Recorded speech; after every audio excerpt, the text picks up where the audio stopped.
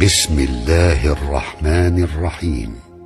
خانہ کعبہ کو اڑانے کے لیے آنے والے ہاتھی بردار لشکر کا کیا انجام ہوا، دیکھیے اس ویڈیو میں اور اس چینل کو بھی سبسکرائب کر دیں۔ حضور اکرم صلی اللہ علیہ وسلم کی پیدائش سے صرف 55 دن پہلے یمن کا بادشاہ ابرہہ ہاتھیوں کی فوج لے کر کعبہ کو اڑانے کے لیے مکہ مکرمہ پر حملہ آور ہوا تھا۔ اس کا سبب یہ تھا کہ ابرہہ نے یمن کے دارالسلطنت صنعاء میں ایک بہت ہی شاندار اور عالی شان گرجا گھر بنایا تھا، اور یہ کوشش کرنے لگا کہ عرب کے لوگ بجائے خانہ کعبہ کے یمن آ کر اس گرجا گھر کا حج کیا کریں۔ جب مکہ والوں کو یہ معلوم ہوا تو قبیلہ کنانہ کا ایک شخص غیظ و غضب میں جل بن کر یمن گیا اور وہاں کے گرجا گھر میں پاخانہ بھر کر اسے نجاست سے لت پت کر دیا۔ جب ابرہہ نے یہ واقعہ سنا تو وہ طیش میں آ کر آپے سے باہر ہو گیا اور خانہ کعبہ کو اڑانے کے لیے ہاتھیوں کی فوج لے کر مکہ پر حملہ کر دیا۔ اس کی فوج کے اگلے دستے نے مکہ والوں کے تمام اونٹوں اور دوسرے مویشیوں کو چھین لیا، جس میں 200 یا 400 اونٹ حضرت عبدالمطلب کے بھی تھے۔ حضرت عبدالمطلب کو اس واقعہ کا بہت رنج پہنچا، چنانچہ آپ اس معاملہ میں گفتگو کرنے کے لیے اس کے لشکر میں تشریف لے گئے۔ جب ابرہہ کو معلوم ہوا کہ قریش کا سردار اس سے ملاقات کرنے کے لیے آیا ہے تو اس نے آپ کو اپنے خیمہ میں بلا لیا، اور جب حضرت عبدالمطلب کو دیکھا کہ ایک بلند قامت، روبدار اور نہایت حسین و جمیل آدمی ہیں جن کی پیشانی پر نور نبوت کا جاہ و جلال چمک رہا ہے، تو صورت دیکھتے ہی ابرہہ مرعوب ہو گیا۔ وہ بے اختیار تخت سے اتر کر آپ کی تعظیم و تکریم میں کھڑا ہو گیا اور اپنے برابر بٹھا کر دریافت کیا کہ کہیے سردار قریش، یہاں آپ کی تشریف آوری کا کیا مقصد ہے؟ حضرت عبدالمطلب نے جواب دیا کہ ہمارے اونٹ اور بکریاں وغیرہ جو آپ کے لشکر کے سپاہی ہانک لائے ہیں، آپ ان سب مویشیوں کو ہمارے سپرد کر دیجئے۔ یہ سن کر ابرہہ نے کہا کہ اے سردار قریش، میں تو سمجھتا تھا کہ آپ بہت ہی حوصلہ مند اور شاندار آدمی ہیں، مگر آپ نے مجھ سے اپنے اونٹوں کا سوال کر کے میری نظروں میں اپنا وقار کم کر دیا۔ اونٹ اور بکری کی حقیقت ہی کیا ہے؟ میں تو آپ کے کعبہ کو توڑ پھوڑ کر برباد کرنے کے لیے آیا ہوں، آپ نے اس کے بارے میں کوئی گفتگو ہی نہیں کی۔ حضرت عبدالمطلب نے کہا کہ مجھے تو اپنے اونٹوں سے مطلب ہے، کعبہ میرا گھر نہیں بلکہ خدا کا گھر ہے، وہ خود ہی اپنے گھر کو بچا لے گا، مجھے کعبہ کی ذرا بھی فکر نہیں ہے۔ یہ سن کر ابرہہ اپنے فرعونی لہجے میں کہنے لگا کہ اے سردار قریش، سن لیجئے کہ میں کعبہ کو ڈھا کر اس کی اینٹ سے اینٹ بجا دوں گا اور روئے زمین سے اس کا نام و نشان مٹا دوں گا، کیونکہ مکہ والوں نے میرے گرجا گھر کی بڑی بے حرمتی کی ہے، اس لیے میں اس کا انتقام لینے کے لیے کعبہ کو مسمار کر دینا ضروری سمجھتا ہوں۔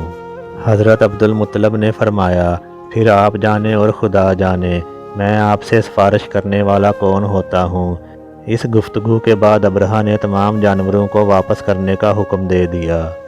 حضرت عبدالمطلب تمام اونٹوں اور بکریوں کو ساتھ لے کر اپنے گھر چلے آئے اور مکہ والوں سے فرمایا کہ تم لوگ اپنے اپنے مال مویشی لے کر مکہ سے باہر نکل جاؤ اور پہاڑوں کی چوٹیوں پر چڑھ کر اور دروں میں چھپ کر پناہ لو۔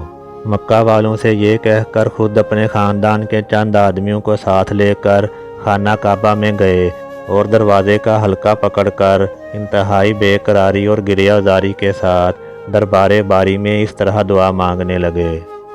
ترجمہ: اے اللہ، بے شک ہر شخص اپنے اپنے گھر کی حفاظت کرتا ہے، لہٰذا تو بھی اپنے گھر کی حفاظت فرما اور صلیب والوں اور صلیب کے پجاریوں کے مقابلے میں اپنے اطاعت شعاروں کی مدد فرما۔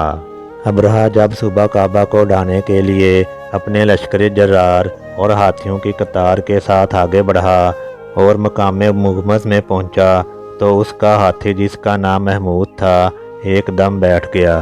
ہر چند مارا اور بار بار للکارا مگر ہاتھی نہ اٹھا۔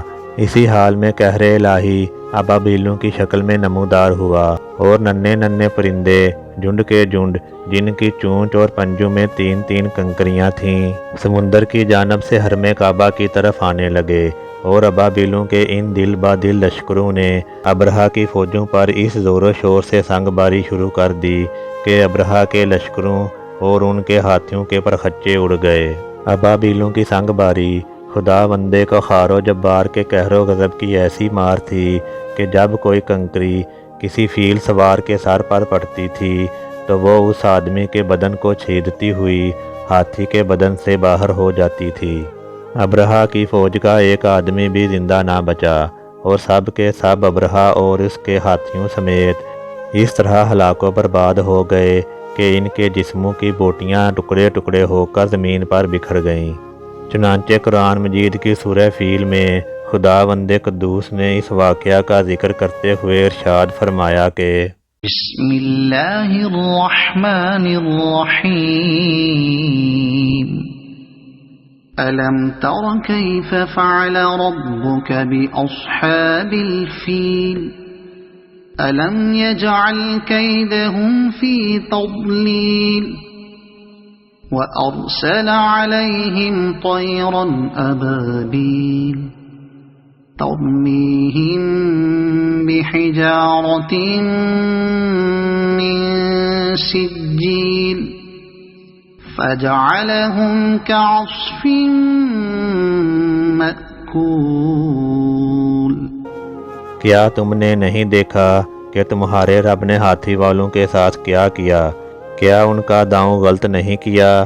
اور ان پر جھنڈ کے جھنڈ جانور بھیجے جو ان پر کھنگر کی پتھریاں پھینکتے تھے، اور ان کو ایسا کر دیا جیسے کھایا ہوا بھوس۔